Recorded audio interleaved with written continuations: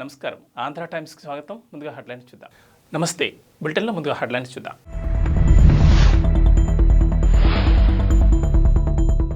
Good news. త్వరలో పట్టాలెక్కనున్న మౌలాలి హైటెక్ సిటీ ఎంఎంటీఎస్.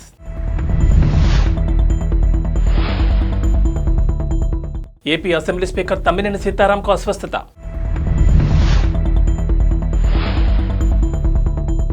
చంద్రబాబు ఆదేశాన్ని శిరసా వహిస్తా కేసినేని నాని.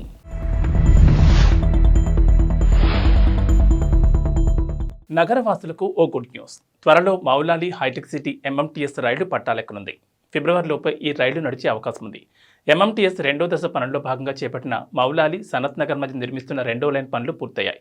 దీంతో మౌలాలి నుంచి నేరుగా హైటెక్ సిటీ మీదుగా లింగంపల్లికి ఎంఎంటీఎస్ రైలు నడిపేందుకు అవకాశం లభించింది. మౌలాలి సనత్ నగర్ మధ్య మొత్తం కిలోమీటర్ల పరిధిలో మరో 6 స్టేషన్లు అందుబాటులోకి రానున్నాయి. దీంతో ఆయా ప్రాంతాల వారు కేవలం 30 నిమిషాల్లోనే ఐటీ సంస్థలుండే ప్రాంతాలకు చేరుకునే అవకాశం ఉంటుంది. మల్కాజ్గిరి నియోజకవర్గంలో 25,000 నుంచి 30,000 మంది వరకు ఐటీ ఉద్యోగులుంటారని కాలనీ సంక్షేమ సంఘాల సమాఖ్య ప్రధాన కార్యదర్శి బీటీ శ్రీనివాస్ చెప్పారు.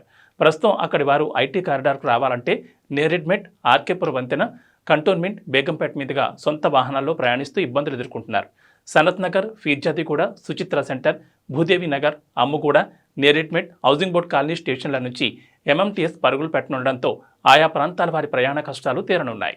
AP assembly speaker Tammineni Sitaram అస్వస్థతకు గురయ్యారు. శ్రీకాకుళంలోని మెడికవర్ ఆసుపత్రిలో ప్రస్తుతం ఆయన చికిత్స పొందుతున్నారు. గురువారం రాత్రి నీరసంగా ఉన్న ఆయనను కుటుంబ సభ్యులు ఆసుపత్రికి తరలించారు. కార్డియాలజిస్ట్ బుడుమూరు అన్నాజీరావు, ఫిజిషియన్ వేణుగోపాలరావు పలు వైద్య పరీక్షలు చేశారు. ఆయన స్వల్ప అస్వస్థతకు గురయ్యారని, ఆందోళన చెందాల్సిన అవసరం లేదని చెప్పారు. ఒకరోజు పర్యవేక్షణలో ఉంచి తర్వాత డిశ్చార్జ్ చేస్తామని తెలిపారు. వచ్చే ఎన్నికల్లో విజయవాడ ఎంపీ టికెట్ వేరే వ్యక్తికి ఇవ్వాలని టీడీపీ నిర్ణయించడంపై ప్రస్తుత ఎంపీ కేసినేని నాని స్పందించారు. పార్టీ అధినేత చంద్రబాబు నిర్ణయాన్ని శిరసా వహిస్తానని చెప్పారు. ఈ మేరకు ఆయన సోషల్ మీడియా వేదికగా స్పందించారు. అందరికీ నమస్కారం. గురువారం సాయంత్రం చంద్రబాబు ఆదేశాల మేరకు మాజీ మంత్రి ఆలపాటి రాజా, ఎన్టీఆర్ జిల్లా టీడీపీ అధ్యక్షుడు నెట్టెం రఘురాం, మాజీ ఎంపీ కొనకళ నారాయణ నన్ను కలిశారు. ఈ నెల 7న తిరువూరులో జరిగే సభకు వేరే వారిని ఇన్ఛార్జిగా నియమించినందున ఆ విషయంలో నన్ను కలగజేసుకోవద్దని చంద్రబాబు చెప్పినట్లు వారు తెలిపారు. రానున్న ఎన్నికల్లో విజయవాడ లోక్సభ అభ్యర్థిగా నా స్థానంలో వేరే వారికి అవకాశం ఇవ్వాలనుకుంటున్నారని, పార్టీ వ్యవహారాల్లో ఎక్కువగా జోక్యం చేసుకోవద్దని చంద్రబాబు ఆదేశించినట్లు తెలిపారు. అధినేత ఆజ్ఞలు తూచా తప్పకుండా శిరసా వహిస్తానని నేను వారికి హామీ ఇచ్చానని కేసినేని నాని పేర్కొన్నారు. నెల్లూరు జిల్లా కొడవలూరు మండలం రేగడి చెలిక సమీపంలో ఉపాధ్యాయ ఎమ్మెల్సీ పర్వతిరెడ్డి చంద్రశేఖర్ రెడ్డి ప్రయాణిస్తున్న కారు రోడ్డు ప్రమాదానికి గురైంది. గురువారం అర్ధరాత్రి జరిగిన ఈ యాక్సిడెంట్లో ఆయనకు గాయాలయ్యాయి. చంద్రశేఖర్ రెడ్డి పిఏ ఘటనా స్థలంలోనే చనిపోయారు. ప్రమాద సమయంలో కారులో మొత్తం 5 ఉండగా గాయపడిన వారిని నెల్లూరులోని అపోలో ఆసుపత్రికి హుటాహుటిన తరలించి చికిత్స అందిస్తున్నారు. ఎమ్మెల్సీ తలకు గాయాలవడంతో ఆయనకు కూడా వైద్యం అందుతోంది. కాగా కారు విజయవాడ నుంచి నెల్లూరు వస్తుండగా ఈ దుర్ఘటన జరిగింది. కారు ముందు వెళుతున్న లారీ టైరు పంక్చర్ కావడంతో ఒక్కసారిగా నెమ్మదించిందని, దీంతో లారీని వెనుక నుంచి కారు ఢీకొట్టిందని స్థానికులు చెబుతున్నారు. లారీని ఢీకొని డివైడర్పై పడిపోయిందని వివరించారు. కాంగ్రెస్ అగ్రనేత సోనియా గాంధీ తెలంగాణ నుంచి లోక్సభ బరిలో నిలవబోతున్నారా? ఖమ్మం లోక్సభ నుంచి ఆమె పోటీ చేయడం ఖరారైందా అంటే అవుననే సమాధానమిస్తున్నాయి ఆ పార్టీ వర్గాలు. సోనియా ఖమ్మం నుంచి పోటీ చేస్తారంటూ అధిష్టానం నుంచి రాష్ట్ర పార్టీ కీలక నేతలకు సమాచారం అందినట్లు రిపోర్టులు వెలువడుతున్నాయి. ఈ మేరకు కార్యాచరణను రూపొందించాలని అధిష్టానం సూచన చేయడంతో రాష్ట్ర కాంగ్రెస్ నేతలు ఏర్పాట్లపై దృష్టి సారించినట్లుగా తెలుస్తోంది. తెలంగాణ నుంచి సోనియా పోటీ చేయాలని కోరుతూ టీపీసీసీ డిసెంబర్ నెలలోనే తీర్మానం చేసింది.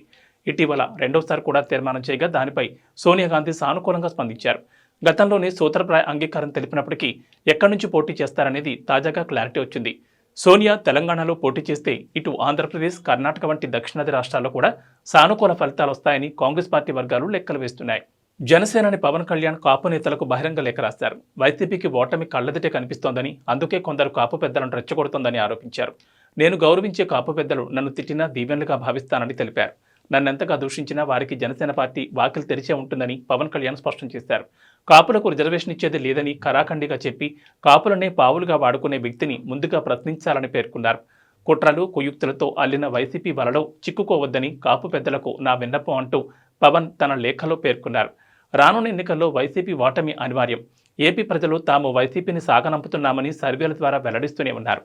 ఇలాంటి పరిస్థితుల్లో అన్ని సామాజిక వర్గాల్లోనూ నిర్దిష్టమైన శాతం, కాపు సామాజిక వర్గంలో బలమైన శాతం జనసేనకు అండగా ఉండడం వైసీపీ జీర్ణించుకోలేకపోతోంది.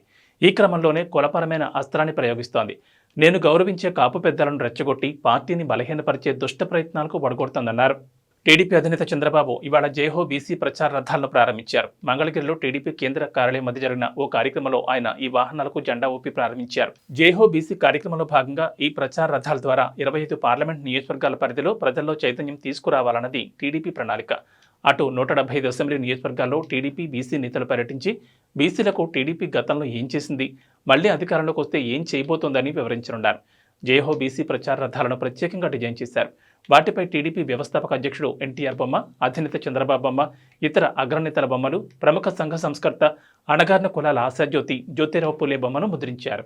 వైఎస్ షర్మిల కాంగ్రెస్ పార్టీలో చేరడంపై ఏపీ బీజేపీ చీఫ్ దగ్గుబాటి పురంధేశ్వరిని మీడియా స్పందన కోరింది. షర్మిల ఏ పార్టీలో చేరారన్నది తమకేమీ ముఖ్యమైన అంశం కాదని పురంధేశ్వరి స్పష్టం చేశారు.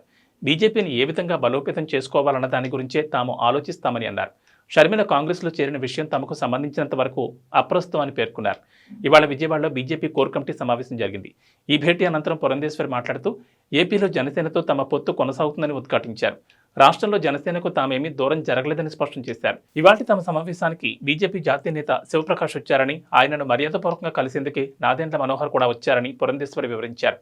రాష్ట్రంలోని పరిస్థితులను, పొత్తుల అంశాలను శివప్రకాష్కు వివరించామని, ఆయన ఈ వివరాలన్నింటినీ బీజేపీ హైకమాండ్కు తెలియజేస్తారని తెలిపారు. మెగా డిఎస్సీ ప్రకటించాలంటూ కృష్ణా జిల్లా అవనిగడ్డలో వందలాది మంది అభ్యర్థులు రోడ్లపైకొచ్చారు. బస్టాండ్ సెంటర్లో మానవహారంగా ఏర్పడి సీఎం డౌన్ డౌన్ అంటూ నినాదాలు చేశారు.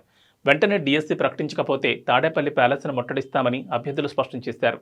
నిరుద్యోగులకు న్యాయం జరిగేంత వరకు పోరాటం ఆపేది లేదన్నారు. ఈ ముఖ్యమంత్రి విపక్షంలో ఉన్నప్పుడు ఊరూరా తిరిగి మన బిడ్డలు కోచింగ్ సెంటర్లలో వేలకు వేలు ఖర్చు పెట్టుకుంటున్నారు. నేను అధికారంలోకి వచ్చిన వెంటనే 25,000 టీచర్ పోస్టులతో మెగా డిఎస్సీ ప్రకటిస్తానని చెప్పి దాదాపు 5 లక్షల మంది నిరుద్యోగులను మోసం చేశాడంటూ డిఎస్సీ అభ్యర్థులు మండిపడ్డారు. విద్యార్థులు చదువుకోవడం వల్లే నిరుద్యోగుల శాతం పెరుగుతోందని విద్యాశాఖ మంత్రి అంటున్నాడని, ఆయన అలా అనడానికి సిగ్గుండాలని ఆగ్రహం వ్యక్తం చేశారు. డిఎస్సీ అభ్యర్థులు రోడ్డుపై ఆందోళన దిగిన నేపథ్యంలో పోలీసులు వారిని వాహనాల్లో ఎక్కించి అక్కడి నుంచి తరలించేందుకు ప్రయత్నించారు. దీంతో అక్కడ ఉద్రిక్తత ఏర్పడింది. కాగా డిఎస్సీ అభ్యర్థుల నిరసన ప్రదర్శనకు టీడీపీ నేతలు మద్దతు పలికారు. టాలీవుడ్ సీనియర్ కమెడియన్ బ్రహ్మానందం తన వ్యక్తిగత జీవితం, సినీ జీవితంలోని ఆసక్తికర అంశాలను ఓ పుస్తక రూపంలో తీసుకొచ్చారు. ఆ పుస్తకం పేరు నేను మీ బ్రహ్మానందం. ఇందులో తనకు గురు సమానుడైన జంజాల గురించి, సన్నిహితుడైన మెగాస్టార్ చిరంజీవి గురించి పలు విషయాలను బ్రహ్మానందం పంచుకున్నారు. ఓసారి వాళ్ళిద్దరి కారణంగా తాను దొంగ అనిపించుకోవాల్సి వచ్చిందని వెల్లడించారు. చంటబాయ్ చిత్రంలో ఓ పాటను చిత్రీకరించేందుకు చిరంజీవి, దర్శకుడు జంఛాల, మిగతా యూనిట్ అంతా కలిసి ఊటీ వెళ్లారు. అక్కడ చిరంజీవి గారికి ఎంటర్టైన్మెంట్ కరువైందని నన్ను పిలిపించమన్నారు. అందుకు జంఝాల గారు కూడా ఓకే అన్నారు. మేనేజర్ నాకు ఫోన్ చేసి అర్జెంటుగా బయలుదేరి ఊటీ రమ్మన్నారు.